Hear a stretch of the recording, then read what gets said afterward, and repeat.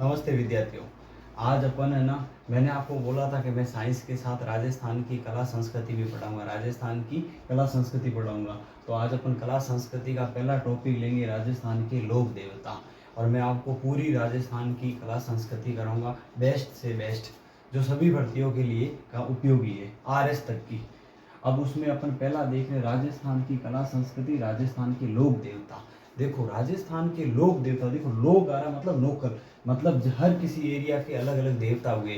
जैसे हमारे बाड़मेर जैसलमेर के मलीनाथ जी हुए, शेरगढ़ के तलीनाथ जी हुए हैं, नागौर के तेजा जी हुए हैं, हनुमानगढ़ के गोगा जी हुए हैं। तो उसी प्रकार सभी अलग अलग राज्यों के अलग अलग देवता है, और हर जिले वही अलग अलग देवता है। अब लोक देवता कहते किसे, पहले अपने को ये समझना जरूरी है। लोक देवता देखो ऐसे लोग थे, ये भी अपनी तरह एक सामान्य व्यक्ति थे। इन्होंने अपने समाज के उद्धान के लिए या गौ रक्षा के लिए या ऐसे अच्छे अनेक कार्य किए, जिनकी वजह से आज अपन इनको पूछते हैं। इन्होंने अपने गौ रक्षा के लिए अपने प्राणों की आहुति दी। इसी कारण अपन इनके अच्छे कर्म के कारण या अच्छे कर्म के कारण अपन इनको आज पूछते हैं लोक देवता के रूप में।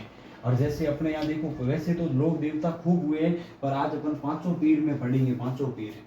क्योंकि लोक देवता देखो इनको पीर क्यों कहा जाता है। देखो सामान्य भाषा में अपन हिंदू समाज में देवता कहते हैं और महिलाओं को देवी कहते हैं। तो मुसलमान अपने को क्या कहते हैं, देवता को पीर के रूप में कहते हैं। तो अपन पढ़ेंगे, जैसे देखो पागु हड़बू रामदेव मांगलिया मेहा पांचों पीर पधारजो गोगा जी जे हाँ। अब अपन ये कहते हैं, देखो इसमें पांचों पीर। अब पीर का मतलब क्या होता है अपन ये समझेंगे।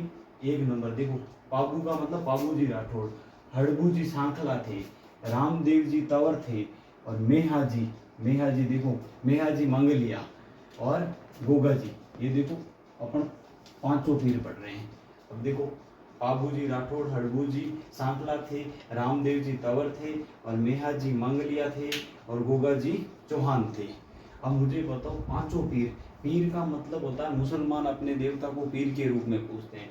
और ये ऐसे मतलब ऐसे लोग देवता थे जिनको हिंदू भी मानते थे और मुस्लिम भी मानते थे, इसी कारण इनको पीर कहा गया है। तो उसी पीर में अपन पहला पीर पढ़ेंगे, पाबू जी के बारे में पढ़ेंगे। क्योंकि पीर तो मैंने ये लिखा है कि इनको मुसलमान भी पूछते थे और हिंदू भी पूछते थे, इस कारण अपन पहला पढ़ रहे हैं पाबू जी राठौड़। देखो पाबू जी राठौड़ का जन्म 1239वीं मतलब 13वीं शताब्दी में फड़ौदी कहाँ होता है, जोधपुर के निकट है, और वहाँ गांव था कोलूमंड में हुआ था। अब देखो वर्तमान में फड़ौदी एक नया जिला बन गया है जोधपुर से अलग होके। तो अब ये इसलिए अपने को परीक्षा में शायद जोधपुर ना दे के फड़ौदी भी दे दे, उसकी जो अपने याद रखना गांव कौन सा था, कोलूमंड में हुआ था। इनके पिताजी का नाम धांधल जी राठौड़ था, और ये राव सिया के वंशज माने जाते थे। अब कहते हैं कि एक दिन अक्सर है ना, धांधल जी जंगल में घूम रहे थे, तो उसको स्वर्ग से एक परी मिली। और परियां देखो स्वर्ग में आने पर यदि किसी व्यक्ति को देखती है तो उनकी इच्छा शक्ति है ना, मतलब वहाँ जाने की शक्ति वापस नष्ट हो जाती है।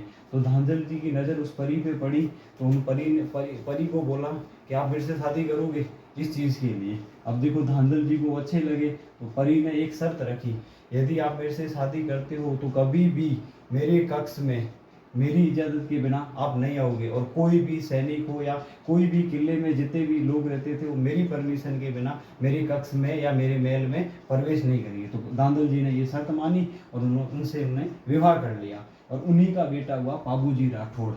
कहते हैं कि एक दिन है ना कि धांधल जी जो परी कि अपने बाबू जी को दूध पिला रही थी, उस टाइम धांधल जी कह रहे थे कि देखो, धांधल जी को बोला कि यार आप तो राजा हो, कि क्या रानी की परमिशन लेनी हर टाइम। तो इसलिए तो अब देखो एक दिन चले गए धांधल जी बिना परमिशन, तो देखा कि एक शेरनी बाबू जी को दूध पिला रही थी। और वही से फिर उसी दिन रानी ने बोला कि मुझे इसी दिन का डर था कि यदि मुझे कोई व्यक्ति देख लेता है बिना, तो मेरी एक आदत है कि मैं रूप बदलती हूँ। अब देखो आपने देखा, फिर कहते हैं कि धांधल जी ने खूब मनवार की कोशिश की, मनाने की कोशिश की, पर वो नहीं मानी। और फिर इनका पालन पोषण बाबू जी का कमला दी ने किया था, तो इनकी माता का नाम कमला दी लिखा जाता है। और कहते फिर बाबू जी कहते थे कि लोक देवताओं में सबसे सुंदर देवता बाबू जी माने जाते थे, कि जितने भी लोक देवता हुए सबसे सुंदर, गोल चेहरा, बड़ी मूछें वगैरह रखने, बाबू जी सुंदर। अब देखो बाबू जी जब बड़े अवस्था में हुए तो बाबू जी के विवाह की बात चली, तो कहते कि बाबू जी सबसे सुंदर थे, उन्होंने कपड़े वपड़े सिलाए आराम से। अब उनका देखो उनकी शादी फिक्स हुई थी, उस टाइम कहते थे अमरकोट आता था पाकिस्तान में। और पाकिस्तान में कहते थे कि बाबूजी सुंदर है, पर इनके पास एक अच्छी घोड़ी नहीं थी। और उस टाइम केसर कालवी नाम की घोड़ी देवल नामक एक चारण महिला थी, उसके पास थी। और ये घोड़ी पहले कहते थे कि जायल का राजा था जींदराव खींची मांगने गया था, पर ये देवल नामक महिला ने मना कर दिया था उनको घोड़ी देने से मना किया था। तो इससे जींदराव तो नाराज भी था, पर बाबूजी चले गए। तो बाबूजी कहते हैं कि धर्म बहन भी थी ये केसर का देवल नामक महिला, तो उनके बाबूजी के आग्रह पर इन्होंने दे दी। पर इन्होंने कहा यदि मेरी गायों पे या मेरे पे कोई संकट आया तो आप मेरी रक्षा करोगे। तो बाबूजी अपनी वचन दे के गए और केसर कावली घोड़ी लेके गए, और इस पे बाबूजी की बारात गई सीधी अमरकोट। अमरकोट पाकिस्तान में पड़ता है, और वहाँ के राजा थे सूरजमल सोडा, और उन्हीं की बेटी थी।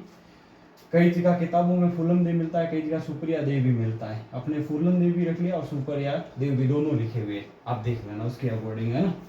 अब कहते हैं कि इनकी विवाह हुआ। तो उस टाइम ये कहते थे कि पुराने टाइम कहते थे कि आज के वर्तमान के समय में तो तोरण नीचे बांधे थे, उस टाइम उन्होंने मस्ती कर दी सोडा साहब ने कि तोरण ऊपर बांध दिया पोल पे। पोल होता है मेन दरवाजा, मुख्य किले का, फोर्ट का मेन दरवाजा। तो अमरकोट के मेन पोल पे इन्होंने तोरण बांधा। और उस टाइम कहते हैं कि वो बाबूजी को यदि उस तोरण को मारने के लिए घोड़ी अपने दो आगे वाले पैरों पे पूरी खड़ी हो जाए तो तोरण मारे। तो इसलिए बाबूजी कहते हैं मंगनियार मिरासी, हमारे यहाँ मिरासी कहते हैं, ढोली को कहते हैं कि मदरा मदरा ढोल बजाना, मतलब धीमे धीमे ढोल बजाना, ढोल के धमाके केसर नाचती, भाई केसर नाचेगी। और जैसे ही वो ढोल बजाता है केसर नाचते हैं, बाबूजी लगाम खींचते हैं तो दोनों घोड़ी के केसर के पैर दरवाजे के मेन फोर्ट पे होते हैं, और वो बाबूजी तोरण मार देते हैं। और कहते हैं कि केसर अपने पैरों के साथ दुर्ग की 2 ईंटें भी लेके आई थी। और उस टाइम ये फिर अब जैसे ही बाबूजी फेरे में जाते हैं, और कहते हैं कि 3.5 फेरे ही हुए थे, और उसी टाइम देवल आ गई, क्योंकि जींदराव खींची उनकी गाय लेके चला गया था। और जींदराव खींची देवल आती है और बाबूजी के द्वारा वचन दिया है। फिर खूब कहते हैं कि बाबूजी को मनाया था इनके साढ़े साहब वगैरह ने, कि कहते हैं कि आप रुक जाओ, हम दूसरी गाय ला के देंगे। पर बाबूजी ने कहा प्राण जाए पर वचन न जाए, रीत सदा चली आई, रघुकुल रीत सदा चली आई। इसी वचन के कारण बाबूजी अपने 3.5 फेरों को छोड़ के जाते हैं और जींदराव खींची से युद्ध करते हैं। अब जींदराव खींची है कौन? जींदराव खींची, देखो खींची पहली बात है, ये खींची चौहानों की शाखा है। किसकी? चौहानों की शाखा है। और जींदराव खींची इनके रिश्ते में बहनों ही लगता था। कहते हैं कि जीजा और इन साले की कभी नहीं बनी, कहते हैं जींदराव खींची और इनकी नहीं बनी। और बाबूजी और इनके बीच में युद्ध होता है। बाबूजी के साथ बूढ़ो जी भी होते हैं, जो धांधल जी के बड़े भाई होते हैं। और इस युद्ध में बाबूजी और बूढ़ो जी वीर गति को प्राप्त होते हैं। और ये स्थान होता है देचू, देचू जोधपुर में पड़ता है। देचू जोधपुर में वीर गति को प्राप्त होते हैं। और फिर आगे जाके इस बाबूजी, और कुछ समय बाद झरडा जी, इनका उपनाम भी है रूपनाथ जी, ये और हिमाचल प्रदेश में बालकनाथ जी के नाम से भी प्रसिद्ध है। ये बूढ़ो जी के बेटे थे। इन्होंने अपने चाचा और पिता का बदला लिया और जींदराव खींची को मारा था। अब अपन बाबूजी के अलग जीवन पे अपन प्रकाश डालते हैं, उनका मंदिर कहाँ है, उनके द्वारा उनकी कौन कौन सी पुस्तकें हैं जो उनके प्रति लिखी गई है उनके लिए। पहले तो अपन याद रखेंगे कि उनके मित्र कौन थे, चांदा डामा और हरमल रायका था। रायका मतलब रायका कह दो, रबारी कह दो, ये उनके मित्र थे। अपन पढ़ते हैं कि बाबूजी का मंदिर, देखो बाबूजी का मंदिर कोलूमंड में है। कोलूमंड कहाँ है? जोधपुर में, अभी अपन ने पढ़ा था, फड़ौदी के अंदर जोधपुर में है। और बाबूजी का मेला कब भरता है? बाबूजी ने क्या कर रखी थी? सीए। बाबूजी ने क्या कर रखी थी? सीए। अपनी स्ट्रीक से भी याद रख सकते हैं, चैत्र अमावस्या को मेला भरता है। अब देखो बाबूजी की मूर्ति घोड़े पर सवार विराजमान है। आपने अक्सर देखी होगी कि बाबूजी की घोड़ी है, बाबूजी की मूर्ति घोड़ी पे सवार बनी हुई है। और बाबूजी की हमेशा पाग यानी पगड़ी हमेशा बाईं ओर की झुकी होती है।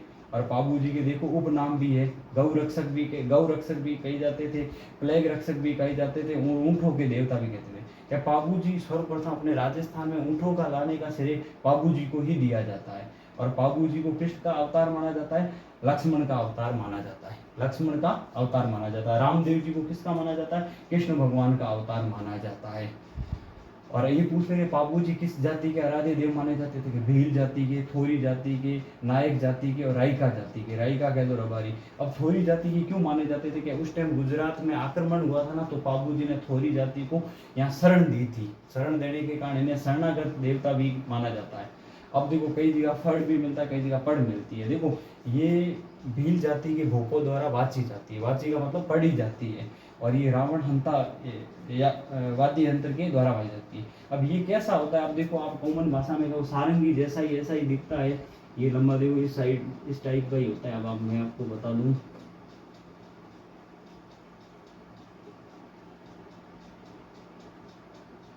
इसकी होती है, ये ऊपर तार होती है, उसके अकॉर्डिंग होता है। ये सारंगी टाइप का ही होता है। आप ये और इसके द्वारा अब पूछ ले कि पाबू जी की लोकप्रिय फड़, सबसे लोकप्रिय फड़ किसकी है, पाबू जी की है। और ये पूछ ले कि सबसे लंबी फड़ किसकी है और सबसे ज्यादा सर्वाधिक चित्र किसके हैं, तो देव नारायण जी की है। ये हमेशा याद रखना, लोकप्रिय फड़ है पाबू जी की और सबसे लंबी और सबसे ज्यादा कपड़े पर चित्र है। देखो फड़ होता है क्या, ये कुछ नहीं होता है, एक ये कपड़ा होता है और इस अपन कहते हैं फड़। अब देखो फड़ कहते हैं, इस पे क्या होते हैं, लोक देवता के ना, लोक देवता के चित्र होते हैं, लोक देवताओं के चित्र होते हैं। और ये भोपों द्वारा बांची जाती है और उनके जीवन का प्रतीक बताया जाता है, जीवन के बारे में बताया जाता है। अपने यहाँ पूछे कि फड़ या फड़ या फड़ का देखो कहाँ की प्रसिद्ध है, फड़ का कपड़ा कहाँ है, शाहपुरा। शाहपुरा कहाँ है, भीलवाड़ा। भीलवाड़ा में इनका। और ये फड़ किस जाति के द्वारा बनाई जाती है, जोशी जाति के द्वारा, जोशी जाति के द्वारा। और पूछ ले कि फड़ के लिए प्रसिद्ध कौन है, लालजी जोशी। लालजी जोशी, लालजी जोशी फड़ के लिए प्रसिद्ध है। और आपको पूछ ले कि भजन, भजन में पावड़े और वाद्य यंत्र कौन सा है, माट। इसको अपन ये भी लिख सकते हैं, माट। माट ये कुछ नहीं होता ऐसा, देखो मटकी की टाइप का होता है और इस पे है ना खाल चढ़ा दी जाती है। और ये खाल होती है कोई भी बकरे की चमड़ी की खाल, और इससे बजाया जाता है हाथों से, तो इसलिए। और इनका नृत्य कौन सा होता है, थाली नृत्य। अब देखो पाबू जी के कुछ बारे में ग्रंथ भी लिखे गए। पाबू प्रकाश ग्रंथ किसने लिखा है, आसिया मेड़ा जी ने लिखा है। बिट्टू सूजा ग्रंथ, पाबूरा छंद किसने लिखे हैं, तो ये बिट्टू मेहा जी ने लिखे हैं। पाबूरी बाता किसने लिखी है, लक्ष्मीकांत लक्ष्मी कुमारी चुंडावत ने लिखी है। पाबूरा दोहा किसने लिखा है, लगराज ने लिखे हैं।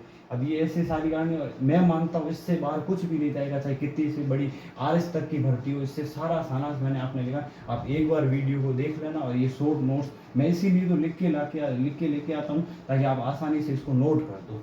और ये 4 ग्रंथ भी लिख देना ताकि इससे बाहर कुछ भी नहीं जाएगा।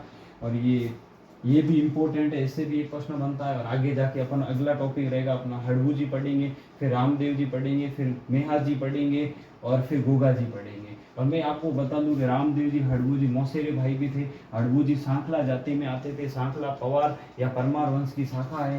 रामदेव जी तंवर में आते थे और मेहा जी मांगलिया। वैसे ये मेहा जी हड़बू जी के पिता ही थे। मेहा जी कौन थे, हड़बू जी के पिता ही थे। इनका जन्म बापेड़ी जोधपुर में हुआ था और मांगलियों में इनका रिश्ते ननियाल था। और मांगलिया वैसे सिसोदिया वंश की शाखा है, तो ननियाल में होने के कारण इनका लालन पालन ननियाल में होने के कारण इन्हें ये मांगलिया लगाते थे। बाकी ये मेहा जी हड़बू जी के पिताजी भी थे। और फिर गोगा जी पढ़ेंगे, गोगा जी चौहान थे। अगला, अगर यदि आपको वीडियो पसंद आया है, अगला सेकंड पार्ट अपन कल मिलेंगे। ज़्यादा से ज़्यादा शेयर करें, सब्सक्राइब करें। धन्यवाद।